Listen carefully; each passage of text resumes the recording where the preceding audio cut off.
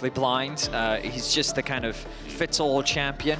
Works in most comps. It is Adam's most played so far of summer and season finals as well. He's just been playing it a lot, and it is, of course, very safe. So BDS going forward and keep the bullying up. And Vetty, you know what I love about it as well is we get a mid-lane gank to pause. Isma flashes in. He's going to get a fear straight away. Good disengage from support, but it might not matter. First blood goes down. Niski capitalizes big, and they're on the ball. SK, and the play was nice. Support, Labrov did his best to try and keep his mid laner alive. Unfortunately, it just wasn't quite enough. 3 versus 2 just gives SK that advantage. Now look at the top of your screen, 1K. A lot of that sitting on the top laner and mid lane at the top side of the map going very well. BDS just hovering, but they're on vision.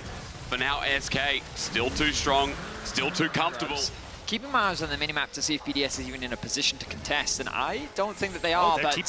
They think they are at the very least. I mean, Adam, remember, has to run in with only exhaust. Paranoia comes through. Trishopras flies in, but does nothing. But for now, they get them off the zone of grubs as Isma jumps back on in. The equalizer down as well. The Shattering Strike lines them up. The Magnet Storm zones them in. The Petrifying Gaze sets them out, though. BDS have weathered the storm at least at the start of the fight, but the problem is Niski is cleaning up.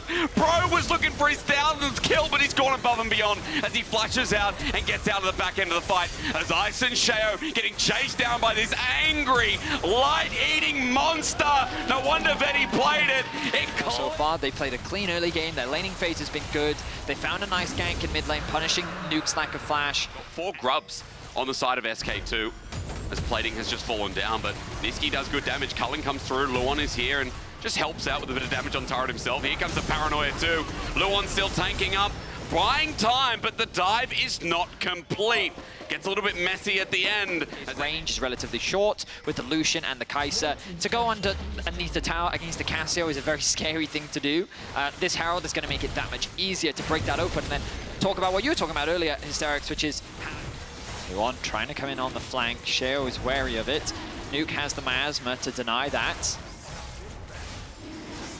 With the flash available as well, waiting for a Magnet Storm. Irrelevant, just sitting on the back, thinking about that equalizer as well. 3K now as Nature's Grasp is out. The one flash, Magnet Storm hits nothing! Absolutely nothing! And guess what? Sheo gets a dragon! Luon's gonna die. Zizma on the back end is taken down by Adder, or at least close to it. The 3-man knockup, a BDS team fight! The Petrifying Gaze has us stunned! It's a phenomenal... Okay, down, coming into the mid-game. That things will be all right, and BDS are only 1,000 gold down now. Sieging mid, opening up, even finding a play with a charm down as well with Luon dying. Paranoia into the backline, but Isma's alone. The equalizer comes afterwards, and now Sheo's getting burnt from the wing, but it's not enough damage. They've run out of range, and they are getting punished. Rahel runs in with a killer instinct, and even though trying to force these 5v5s in this situation, I mean, obviously, the Maokai ultimate over the wall, great execution. Ult comes in afterwards, doesn't it? Isma dives in, as you're saying, Betty. And there's a lot to break down from these past couple of fights. Giving this many Infernal Dragons over to the enemy team.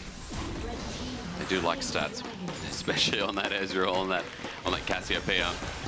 As you guys were saying, SK gonna isolate top. At least getting the inner turret is a trade, a gold trade at that, but right now, we're looking towards the Baron sitting there and waiting. Siege a lot better. Not just because of Maokai, but again, I guess it helps when you have a little bit more. See nothing. Absolutely nothing. I mean, Luon will be first to charge in. Now the blue ward's there. Paranoia, as you said so rightfully, Dagda turns off the lights. Nature's Grasp zones out again. He's trying to fly on in, looking for the steal, but he's rooted midway. Ain't no steal with a smite in play as BDS lock it down, but Nuke already dying. Shows that SK might have something in the fight, but they're poked out. The range too much. But ultimately, the Baron dropping means another tower falls. And especially with a minute until Dragon, you get to reset. Again, it's kind of BDS's playground here. SK need to find that pick. SK lose this fight, that could be game. Boy. BDS can just run down mid. Noxious Blast slows it down. Paranoia there as well. Trishopras misses this time as Luon gets a Shattering Strike, but the Nature's Grasp again tries to find a target, but it's enough to zone away.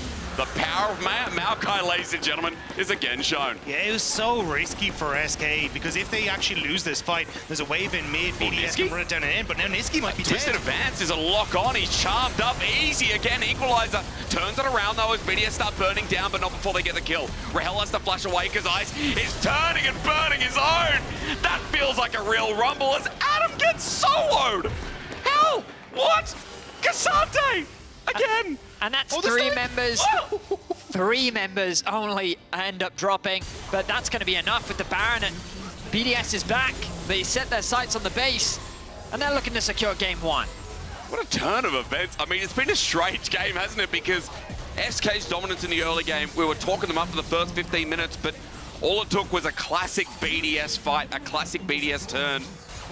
Knowing their comp well, and I think, again, playing their comp damn well, too, as SK getting aggressed on for their Nexus turrets. I'm not sure if it's going to end here, but at least with mid turret being harassed, too. They'll have double inhibitor down. Irrelevant and Rahel will respawn, but this game feels very much in the bin, much like it has for the past 15. If it is Karmine Core, or if it's BDS, they're going to struggle to close out when they get these early leads. Zach, I don't know if they'll like you for that.